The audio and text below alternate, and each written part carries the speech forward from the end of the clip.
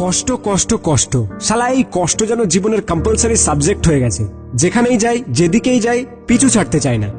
মনে হয় পুরো পৃথিবীটাই যেন দুঃখের সাগর, আর তার মাঝখানে আমাকে ফেলে দেওয়া হয়েছে। হাবুডুবু খেয়েই যাচ্ছি, কিন্তু কুল কিনারা পাচ্ছি না। ভাবি এটা করার পরে মনে হয় আর দুঃখ কষ্ট থাকবে না, শালা তাও আমার পিছু ছাড়ে না। কোনো না কোনো উপায়ে ঠিক চলেই আসে। কবে যে দুঃখ কষ্ট থেকে মুক্তি পাবো? আমার বন্ধু বান্ধব, আমার রিলেটিভ, আমার আশেপাশের লোক সবাই কত আনন্দে আছে, কত সুখে আছে। তাদের তো তেমন কষ্ট নেই। যত কষ্ট মনে হয় আমাকে দিয়েই পাঠিয়েছে বিধাতা। না, অনেক হয়েছে, কিন্তু আর না।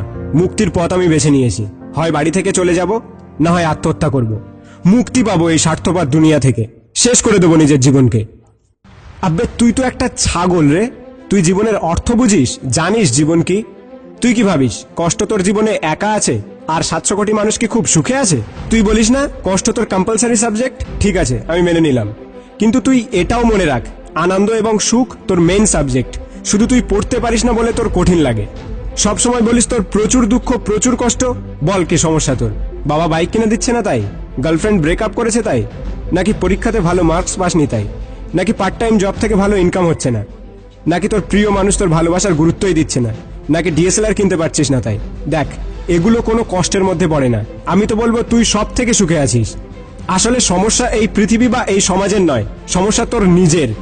একটু চোখ খুলে দেখ, কত লোক তোর থেকে কত কষ্টে, কত যন্ত্রণায় জীবনের সাথে যুদ্ধ করে যাচ্ছে। আরে তোর তো ফুটপাতে শুতে হয় না, বা ডাস্টবিনের খাবার খেতে হয় না, বা সকাল থেকে রাত পর্যন্ত কুত্তার মতো কাজ করতে হয় না। তাহলে তুই বলছিস কিভাবে যে তুই সব থেকে কষ্টে আছিস? দেখ, সবার জীবনে কষ্ট থাকে, সবার জীবনে দুঃখ থাকে। তাই বলে জীবন যুদ্ধে হেরে গেলে হবে না। বিধাতা কাউকে দুর্ভাগ্য দিয়ে পাঠায় না। দুর্ভাগ্যের কারণ আমরা নিজেরাই। যে কারণে তুই কষ্ট পাচ্ছিস, আগে সেই কারণটাকে খুঁজে বের কর। তারপর প্ল্যান তৈরি কর যে কিভাবে রিয়্যাক্ট করলে সেই কষ্ট থেকে মুক্তি পাওয়া যাবে। আর ছোট ছোট কারণগুলোকে এত বড় করে দেখিস না। এই সুন্দর জীবনকে একটু উপভোগ করতে শেখ। আর তুই বললি না যে আত্মহত্যা করবি, আমি তো খুঁজেই পেলাম না যে কি কারণে তুই আত্মহত্যা করবি। দেখ ভাই, যাদের মাথা খারাপ, যারা পাগল, যারা ভীতু, তারা এইসব ধরনের কথা বলে। তুই নিশ্চয় পাগল বা ভীতু না। তাহলে কেন ভাই?